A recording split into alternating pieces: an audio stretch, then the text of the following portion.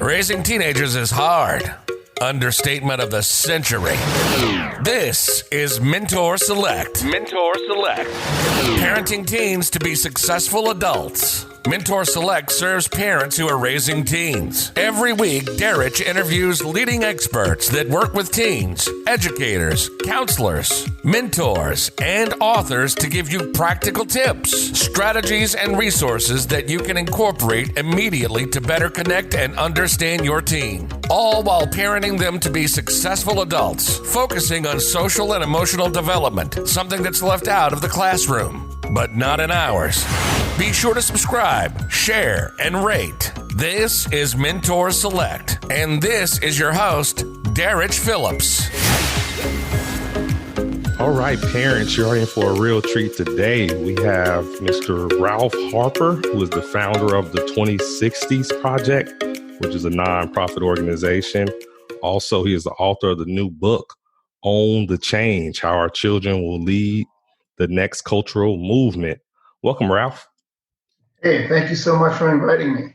It's a pleasure to have you. Just really excited to talk about everything you have going on. It's certainly timely for what's going on in the world today. So certainly excited to jump in. So where are you joining us from, Ralph? I'm in Plano, Texas. All right, Plano. Yeah, in my office here in Plano. Cool. I'm in Dallas, so we're pretty close neighbors. Cool. So are you from Texas originally? No, I'm originally from Birmingham, Alabama. Okay. I know that's a little bit odd, but the thing that's even more odd that I'm here in Texas from Birmingham, Alabama is that I left Birmingham, Alabama and moved to New York and lived in New York for about at least 16, 17 years. Okay. Awesome. All right. And made your way to Dallas, huh? Cool. Well, yes, definitely a lot of transplants here in Dallas. So I'm one of them. So that's cool. Well, Ralph, let's get ready to jump straight in. I'm really excited about just everything you have going on. It's certainly, I know the parents are going to get a lot of value from this interview. So my first question is the 2060 Project. Tell me about that. The 2060s Project, quite honestly, is somewhat of the opposite of the 1619 Project. Okay.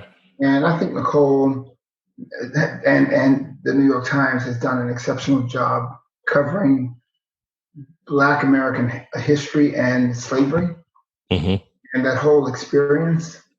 But that's the difference. They cover the history, and the 2060s Project is really just about the future of Black American people and this notion of doing everything we can to appropriately guide our children forward to the 2060s. And I did this project in a way that gives us 50 years to address Black American plight and Black American calamity in the United States.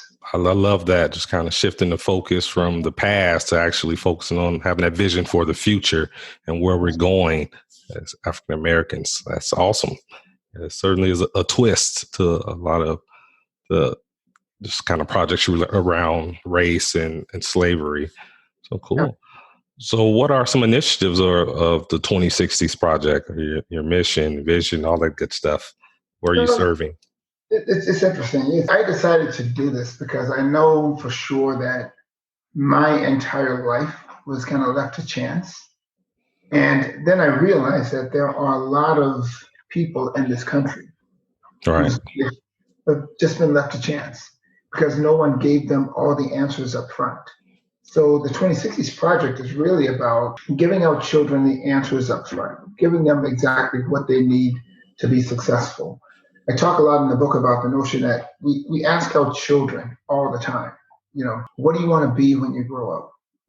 And they give us their answers and then we don't do anything, or we don't do enough to appropriately guide them. So this thing is about reaching our kids where they are and appropriately driving them forward to the 2060s. Now, if you just allow me a minute, I'll just give you some context. So I did this because I know that our lives have always been connected to the 60s decades. So if you think about the 1860s when slavery ended, move forward exactly 100 years to the 1960s when voting rights and civil rights were achieved. And then, we have 50 years to focus on dictating the life outcomes of our kids over the next 50 years as we get to the end of the 2060s decade, which is 2069. And we have to do that in a way that really ensures they will succeed. So our mission basically says, and it's on the 2060s website, it basically states that, and I'm paraphrasing because I don't have it in front of me, but we want to make it impossible for our children to fail. And that's what it says on the website. And there are certain things that we could do with our children starting at age 3 and guiding them forward to really ensure that our children will not fail. Wow. Okay. I love that. And I have a daughter. She'll be turning 1 this year, so I have time. I'm glad I talked to you just in the time so I can get those things we could do. You got 2 years because she needs to be reading at age 3, man. Yeah. That's real. And it's shocking because I just believe that the child who starts reading at 3, not because they're not going to start reading at 3 because they want to, and they're not going to be reading at 5 because they want to, but parents have to force their kids to read because when they do that, then by the time they reach age 8, they're reading because they want to read. Okay. And that's a game changer in our country. That would be a huge game changer. All right. So before we dive deeper into some of those things that parents can start doing when they're at the age of 3 for the kids, what is your vision? What do you visualize for 2060s? What is it going to look like for African Americans? I've come up with a list, and again, I don't have that list in front of me, but it goes something like this. We want to achieve at least 75% literacy. We want to achieve a very high number comparable to that in terms of kids graduating from high school.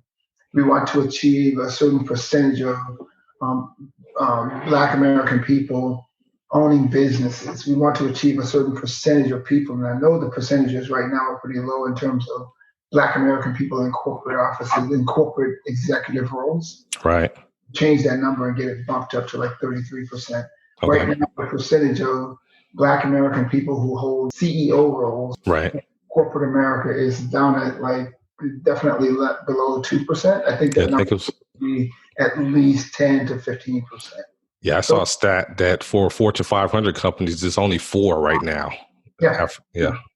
That's less than 1%. Right. So, but we have to, and in order to do that, people think about it. People look at me and say, wow, how are you going to do that? Well, that's why I'm saying we're doing it over 50 years. Right. That child who's 5 years old right now, when they reach the 60s, they're going to be executives in some of these major corporations. Right. And we have an opportunity to take. That's really awesome. And what I think is just really incredible about the 2060s project is that you're focusing on the future, having that vision. And then also you have these targets, you have these metrics that you want to hit. So it's just not like a pie in the sky hope or dream. This is what I vision in 2060s, and this is how we're going to get there. So that's great. Now, as far as getting there, like what are some things that parents can start doing right now? A lot of it has to do with, and I'm not saying this in a way that might suggest I'm being arrogant or anything like that, but I really have to lay the foundation in order to build a solid process for this to work. And I had that conversation with one of my mentors this morning, John Miller, who is the Chief Executive Officer at Denny's Restaurants. And he also wrote the foreword for my book. But the thing that I tell him is that, we need to first have a curriculum so that people around the country are doing this the exact same way. Right. We need to have a big data technology so that we can actually track our children and track their reading rates or graduation rates and all that stuff that I previously talked about. But the other thing that we need to do is in that big data model, once we start breeding some of this best in class talent, man, we got to have the colleges and universities connected to that pool of people. But on the other side, we need to have major corporations who might be willing to give these kids internships and that kind of stuff and hire them full time, have them connected to that model as well. And at that point, when we do that, that becomes a workforce development model. Right. And we're breeding kids that we know will have the right skills for these high-paying jobs and that are forever changing. But by bringing the corporations in, bringing the educators in, we will be up to speed on exactly what those skill sets are that are in high demand. Awesome. That's really cool. Yeah, certainly have to lay that foundation. I know you mentioned earlier about the importance of literacy. What role does literacy play in reaching that 2060s visions that you have?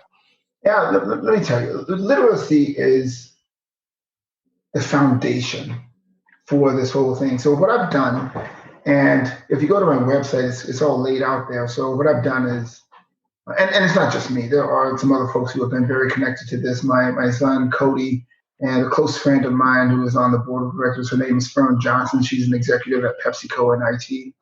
And what we've done is we've laid this model out, and we call it our W.I.N model. And if you'll just bear with me a moment, I'll just lay it out really quickly. Awesome. Basically, definitely. What it does is the W.I.N model says every single child in this country needs to understand something.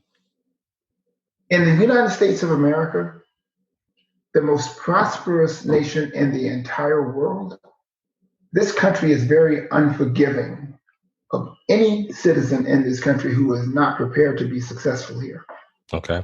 So we have a workforce development model built in there. It basically says reading is the foundational basis for being educated. And then you have to focus on making sure that our kids are educated. And when I talk about education, I'm not necessarily saying that every single child needs to go and achieve a master's degree.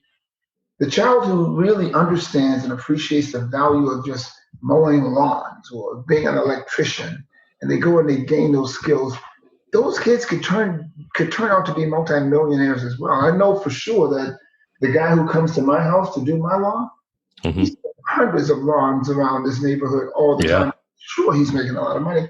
So it's not about this whole notion that everybody has to have a college degree. But then the third life principle within that workforce development model is working. So it's reading, education, work. Those three life principles make up the workforce development program. The next one has to do with integrity. And there are two life principles associated with that: accountability and respect. Accountability for Black American children is quite different. And we've seen that over the last couple of weeks, the last few weeks, in terms of what happened with all the riots and what caused that to happen. This police officer literally lynching this young man in broad daylight on the street. The reason this integrity bucket is important because of accountability. Think about this. Black American men represent 6% of the population. They represent 37% of people incarcerated in the United States. Wow. We have to teach our kids about their integrity so that they make the right choices, and that when they encounter that police officer, they know how to comport themselves. Right. Mitigate any possible chance of being caught up in the United States penal system, because if all you need is one felony and your life is completely done for the rest of your life. So this integrity, and then this notion of having respect for yourself and respect for others within your realm, is the integrity button. And the last one is the notion of next generation. And I added that in because we need to create this unbreakable cycle. And it has to do with duty, in terms of our kids really understanding the importance of helping other people. And then the last life principle in that is saving money and being financially astute.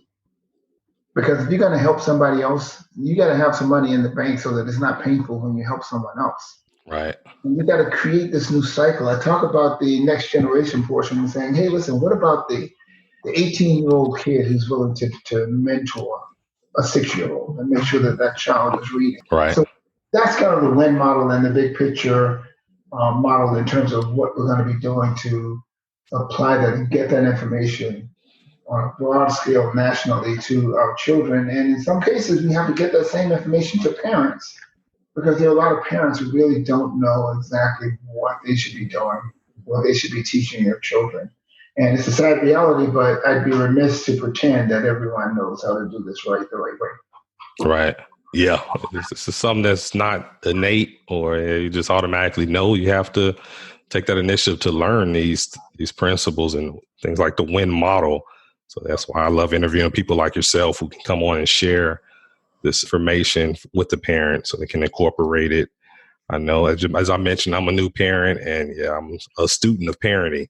I want to make sure that, hey, I'm equipping myself to best prepare my child for success. And I love the fact too that part of your model includes integrity. I think that's something that is not focused on enough, but it's vital.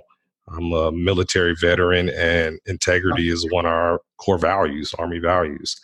And that's something that I hold near and dear to my heart. Just having that integrity, being accountable and respectful, man, that can go a long way. Absolutely. Yes, indeed. Now, you mentioned about, as we know, what's going on around in the United States now with all the protests and what happened with the George Floyd murder. What are your thoughts about how, at least the teenagers, how they're handling that situation? I think I have a couple of thoughts about that, and I won't drag on because I spent a lot of time on this W.I.N model, but I can tell you one thing.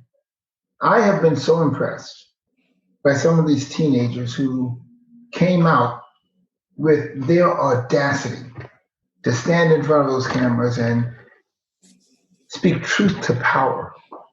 Right. To me, it was one of the most compelling things about this whole experience because it's one thing to see with racism just in, I have a master's degree in racism and I didn't go to any college. All I did, I was born and raised in Birmingham, Alabama. Wow, yeah. I know what racism looks like, I know what it feels like, but I can tell you one thing. When people around the world saw some of these teenagers step out and start waving their signs and touting notions about this fact that Black Lives Matter, man, that is just a powerful thing to watch. Yeah, it is. A powerful thing to watch. Now, if we can get them as excited about voting, right, that could change a lot of stuff. Big time. That could change a lot of stuff for real. That's just a big deal, and I'm really excited about just witnessing that. But then, the big question is, what happens next? We can't walk away the way we did after Martin Luther King was assassinated, because my personal opinion is Martin Luther King was assassinated in 1968. And for the last 50-something years, our culture capitulated and we didn't continue his dream. We didn't hold ourselves accountable the way he would have expected us to. Right. And now is the time for us to step up and do that. Accountability. And like you mentioned, just seeing those young people, the next generation of leaders step up and make their voice be heard. They certainly have the attention of the world. And now it's the point, okay, now what are they going to do with it? Are they going to be accountable? Are they going to demonstrate that respect? And also, like I said, take it to the voting polls and make real lasting change once the cameras are gone. And my last thing on that is that I appreciate the fact that people are protesting.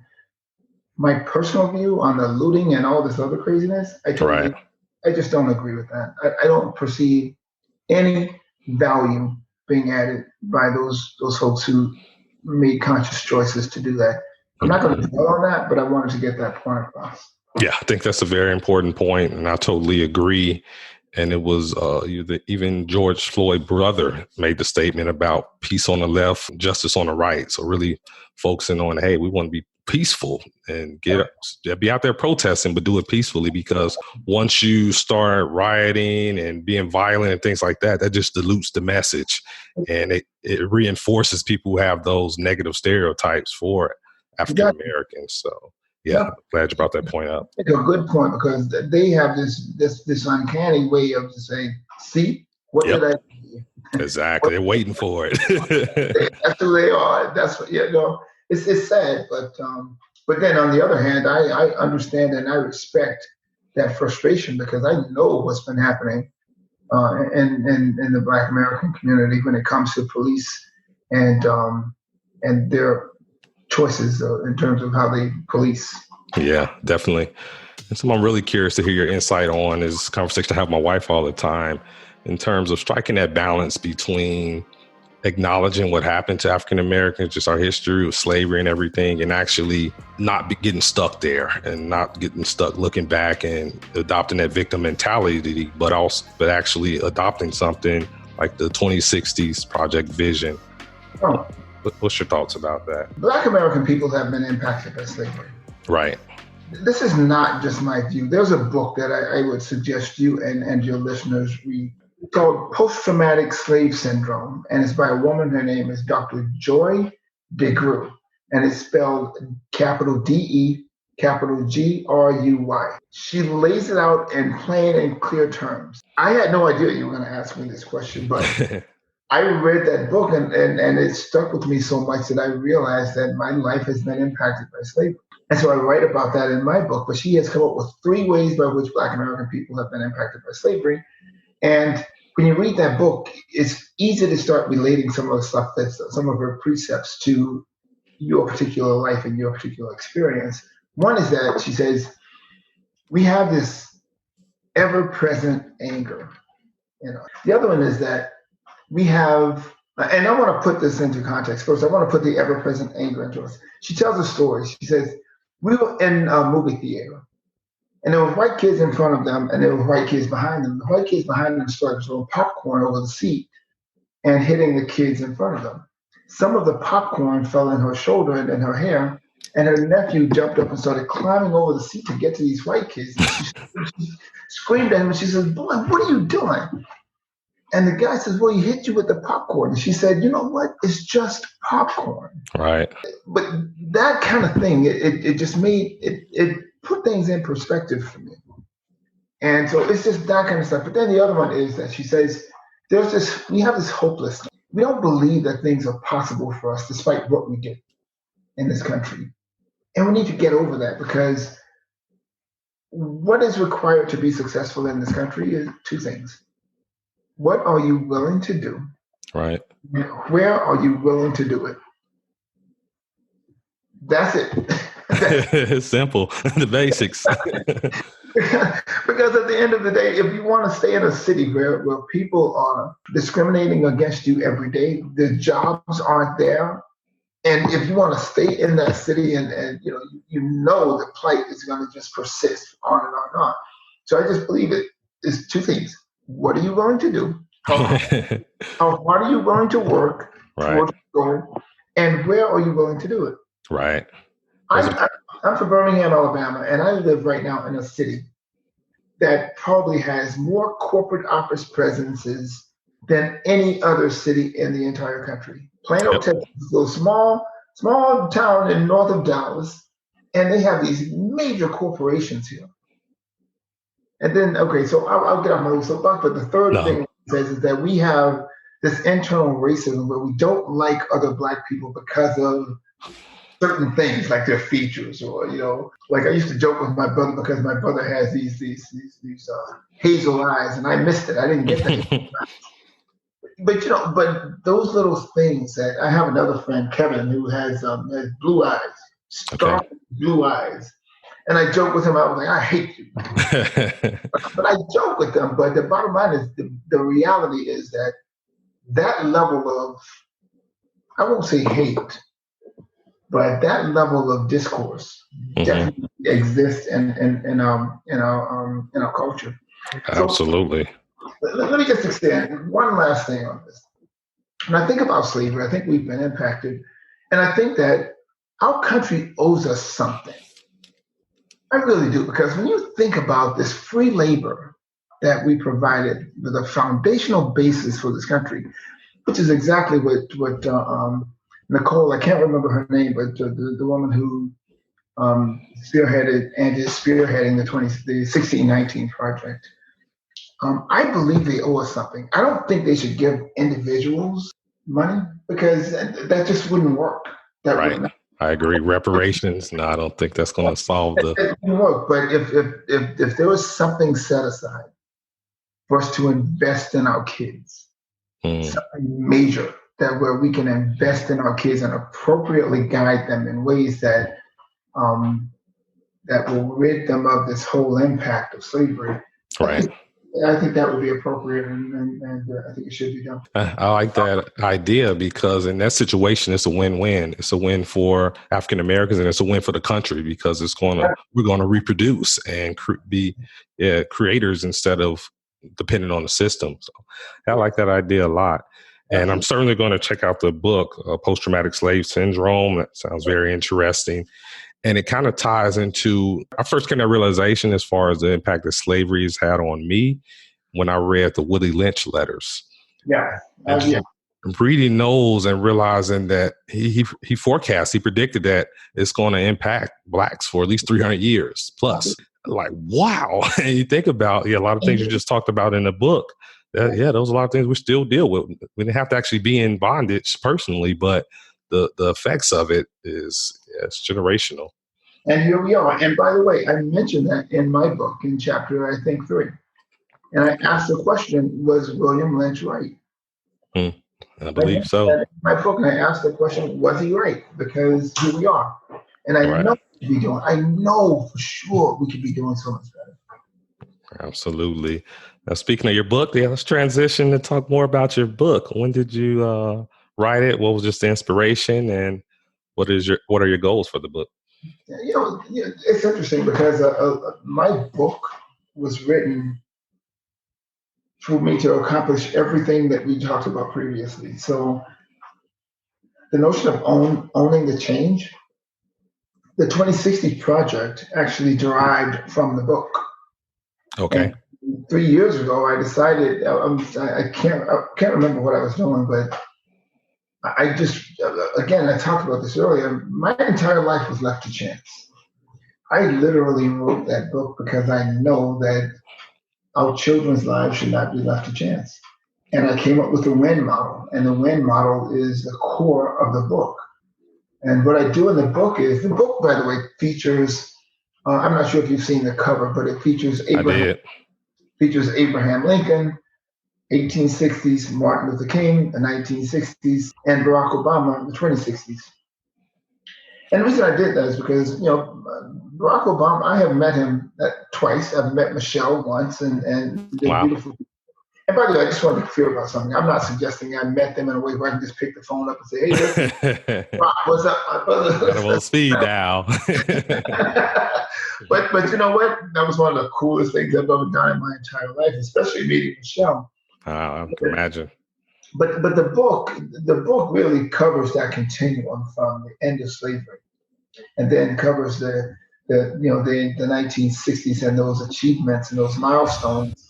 And then it talks about the modern day times and the fact that there was a Black American president in the Oval Office when we hit that 150-year mark since slavery ended. Yeah. There was a Black president in the office when that whole thing happened. But the lion's share of the book is the W.I.N model. Okay. I have a chapter titled Workforce Development, and then I have 3 other chapters that follow that, reading, education, work. And that's how the rest of the book flows. So there are probably about 11 chapters that cover the W.I.N model. And then on the back end of that, it just has a chapter that kind of says, "Hey, listen, you know what? This is where we want to be." And I just think about this, right? And some of my friends, they don't like when I do this, but I do it anyway. If we can pull a million Black people together to go to a city, let's say Washington, D.C., and we do the march. We go there and we do the march, right? And think about this. Those folks probably spent about maybe $2,500 each, right? To go there for the weekend to listen to some speeches, and they did their thing and yada, yada, yada. Some people don't like it when I say this, but the bottom line is that they spent it within that geography about $2.5 billion. Can you imagine what we did with $2.5 billion supporting our kids? What if we just had a million people say, "Hey, listen, you know what? I want to," and I say this in the last chapter in my book, what if we get a million people just to donate $100 a year? $100 per year. And that comes out $100 million a year. Just to support our kids and appropriately guide them. Man, Right. that could be a big deal. Yep. Big time. Certainly. $100 per year. So I'll get up on the soapbox now, man. No. That's why we got you here. I want you to share your wisdom, certainly.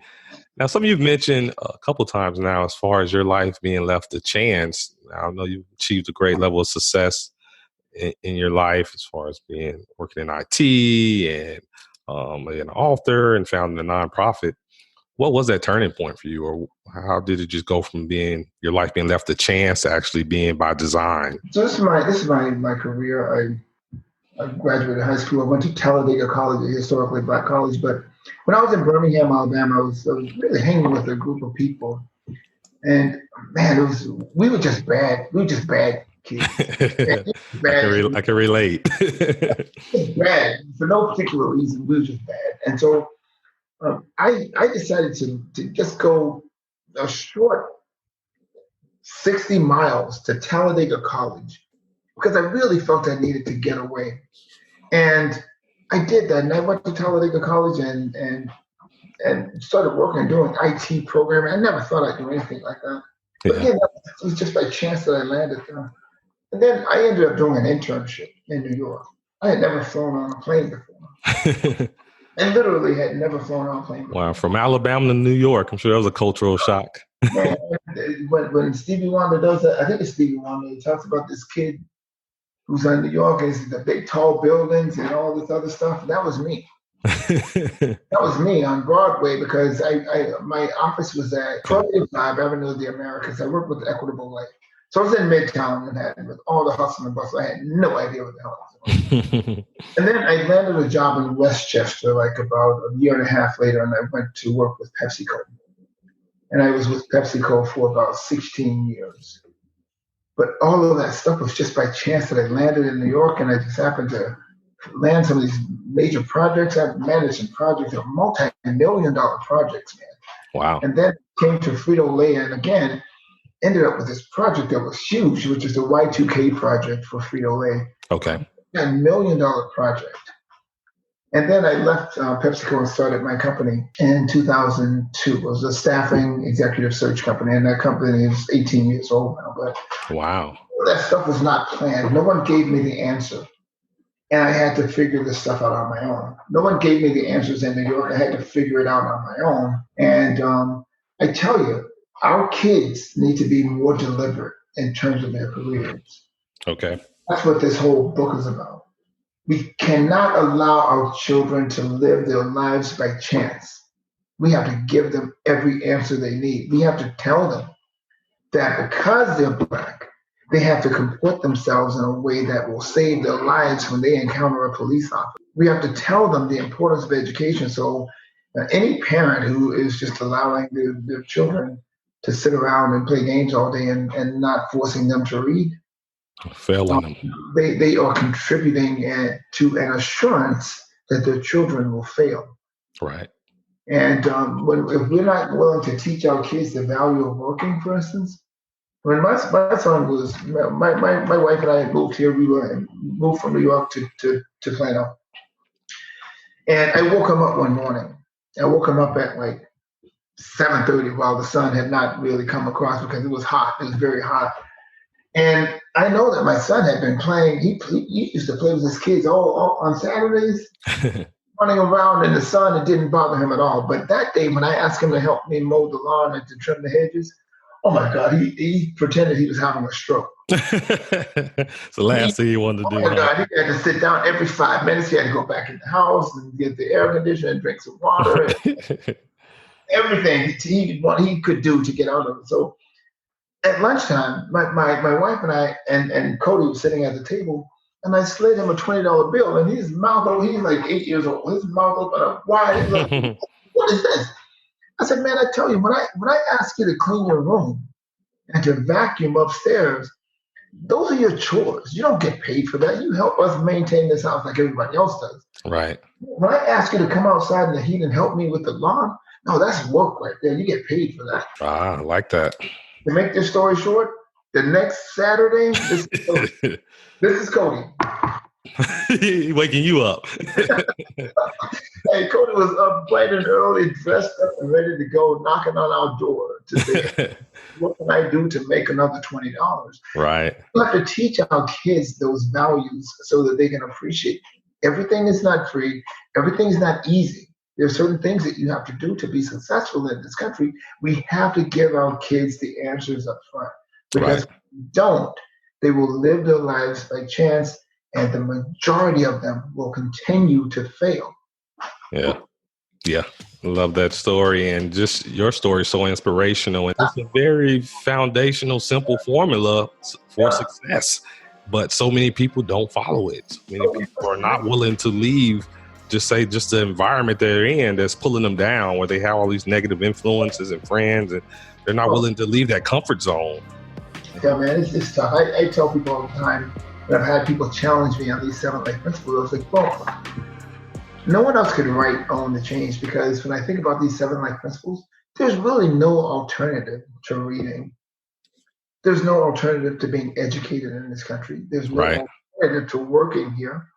There's really no alternative to being accountable. Right.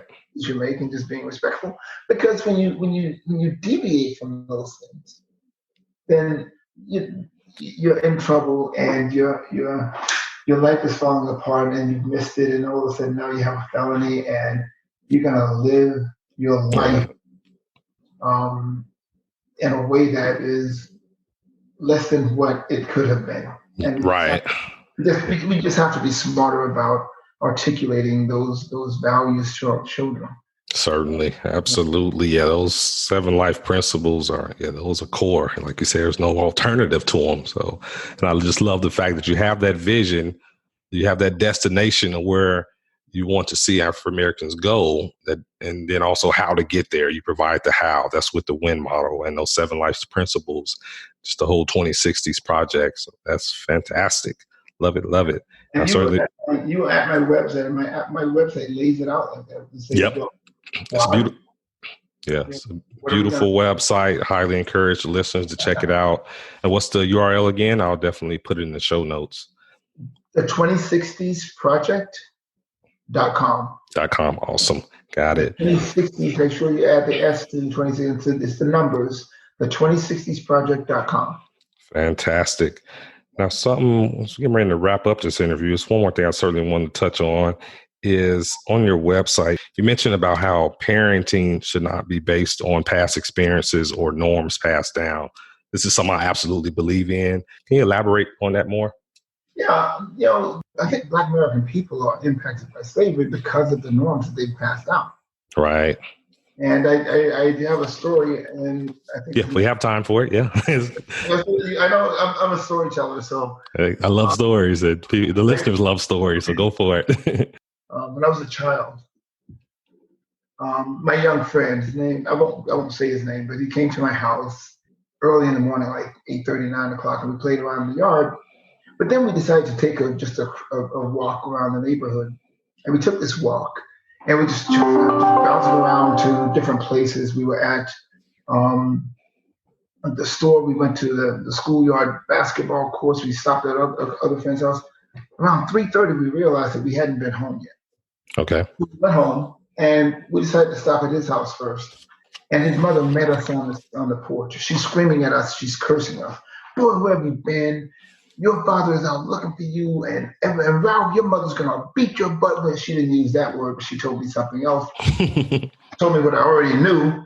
Mm-hmm. Your mother's gonna beat your butt too, because I called her and I told her you guys have been missing all day long. So I decided to delay my trip home, and we went inside, and she's still going at him and yelling at him. And then she told that boy to take his clothes off. Yeah. And I'm standing there, and I'm dumbfounded. I quite honestly didn't know what was about to happen.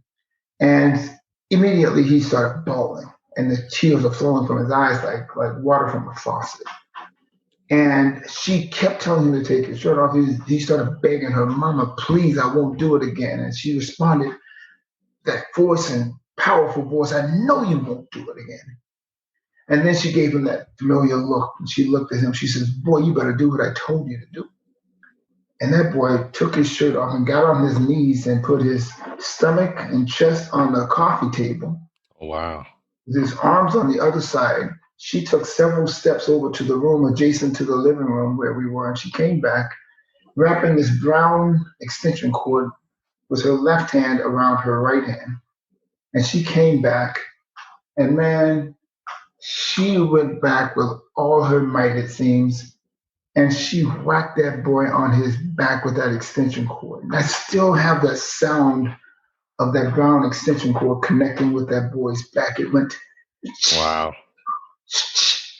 Yeah. And I tell you, man, I saw that. I started crying. Both of my arms were extended outward. My hands were at 90-degree angles when I hit that screen door. And I was on the porch, and it had to swing open 180 degrees because I heard it slam against the wall. But man, when I avoided the steps, I jumped off that porch. Just getting out of there. My hands were like blades, man, with my thumbs pointed straight up in the air. My head was tilted back about 45 degrees. I was running for my life. I didn't look back. But when I turned that corner, man, I felt a sense of solace, knowing that what I was going to get at my house wouldn't be anything like that. Right. There are parents, Black American parents in our culture, parents and fathers and mothers who treat their kids that way.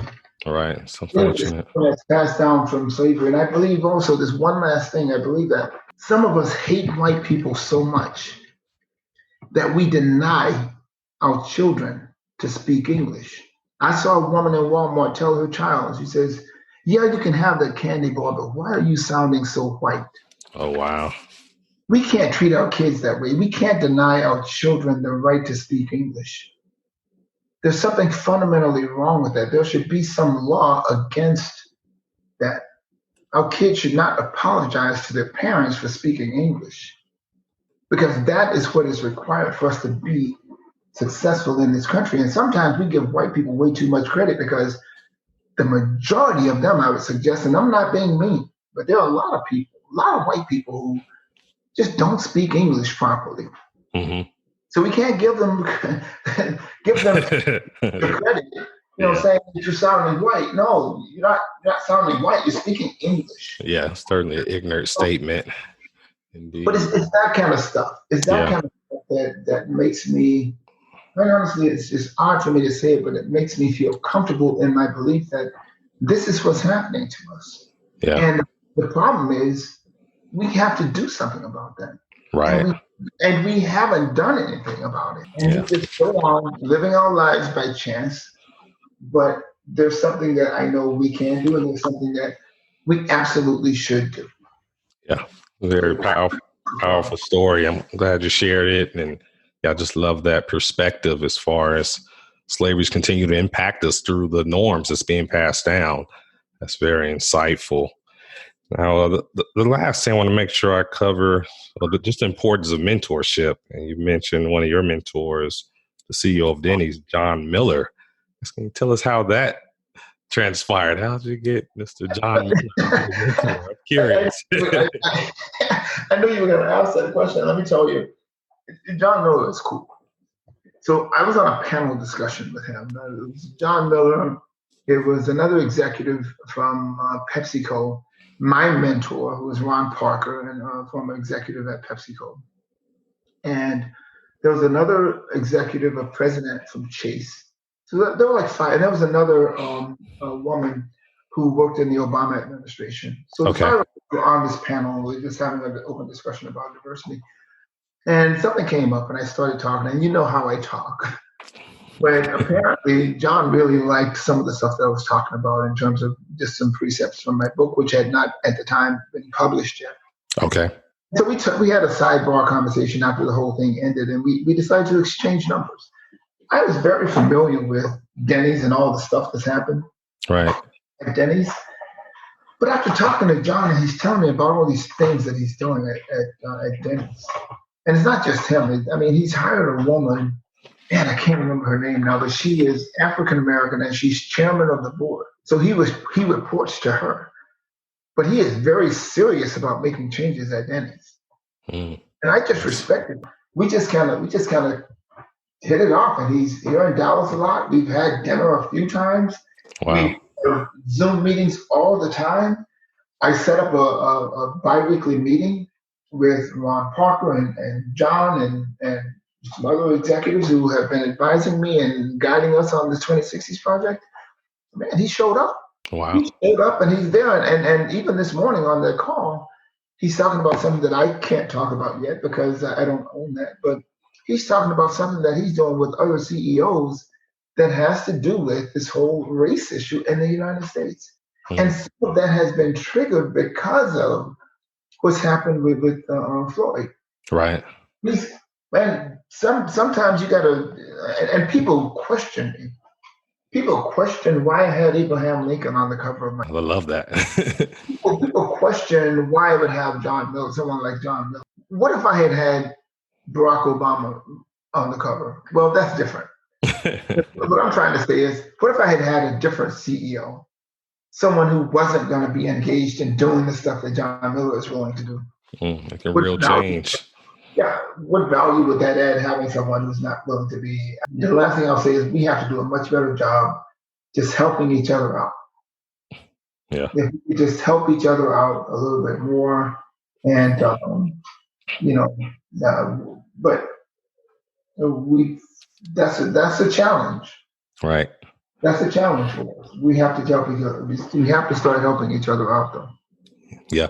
It kind of ties back to just that accountability. When you take accountability for your life, the direction you're going, your family, absolutely, then you're in more control versus feeling, if you're not taking accountability, that means you're essentially outsourcing that to other people, to society. And by chance, then of course you're going to be miserable and hating life and hating your job and everything because you feel like you don't have control over it.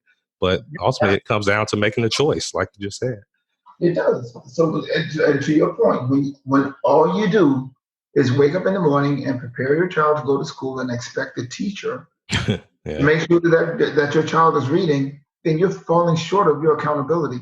Because when that child comes home, before they go out and play or before they play any video games, they should be at least reading 2 to 3 pages and looking up at least 3 to 4 vocabulary words. Not because it's an assignment that a teacher gave them, but because that parent owns that accountability. Right. Owns it. Absolutely. Wow. Love that. Well, Ralph, you've given us a lot over the past hour. Wow. I definitely, I've learned a lot. I know the parents are going to get a lot of value from this interview. Hopefully they incorporate some of these 7 life principles. Definitely read your book and check out the 2060s project. So speaking of that, what would be the best contact for you if parents want to reach out and learn more about the 2060s project? The best way to learn more about the 2060s project is to go to the 2060project.com. And we also have the 2060s. So if you do the 2060s, just forward it to the 2060project.com and go to that website. Awesome. If someone wants to buy the book, they can go to shop.ralphharper.com. Okay. Those are the 2 places where I would suggest you go. And then there's also ralphharper.com, but that is my business page that has to do with some of the workshops that I do and some of the speeches that I've done. I want one in terms of the parents or anyone else wanting like a signed copy of your book. Would the website be the best place? That's the only place you can get a signed copy. What I done, my publisher, they get it out to Barnes & Noble and all these other places. Anyone who orders from Shop, I have a special arrangement with my publisher where anyone who orders a book from shop.ralphharper, it will be signed and I will personalize it. And I'm not going to write a whole passage, but I do keep and I have folks help me out with shipping. But when things come across, I will make sure that those are held, and I can get it signed before it gets shipped out to the person who's purchasing it. And by the way, man, I really appreciate you giving me the opportunity to have this discussion with you, because this is far less about the book and more about getting this message out to as many people as we possibly can. But it doesn't hurt when someone calls and says, "Hey, listen, I want to read your book." Because I appreciate that, because that is just another way for people to really get an appreciation for what this book is about and why this W.I.N model is so important. And I tell some stories. That story I told you about my childhood friend, right? That is in the book, and but I conflate a lot of my personal stories in that context, Okay, proving some points about certain things. So, but there you have it. That's what you got. wow. I just appreciate you giving me this advertising moment to throw that shameless plug out and give you my websites and that stuff. Thank you so much, sir. No problem. I really am just intrigued by what you're doing. I know that the importance of it, and just imagine the impact that the lasting impact it's going to have. And like you said, just knowing that it fuels you, just like what I'm doing, interviewing people like yourself, that fuels me. So we're just doing our part and taking that accountability and trying to help others. That's what it's all about. Absolutely. You've been listening to Mentor Select. Mentor Select. Parenting teens to be successful adults. Hosted by Derrich Phillips. Raising teenagers is hard. Understatement of the century. We get it. That's why Derrich interviews leading experts that work with teens, educators, counselors, mentors, and authors to give you practical tips, strategies, and resources that you can incorporate immediately to better connect and understand your teen. That's why we do the show. Be sure to share Mentor Select with other parents of teens. Follow us on social media at Mentor Select to stay up to date on the latest tips, strategies, and resources for parenting teens. Send your questions and comments to Derrich@mentorselect.com. Tune in every Wednesday for new episodes. Till next time, this is Mentor Select.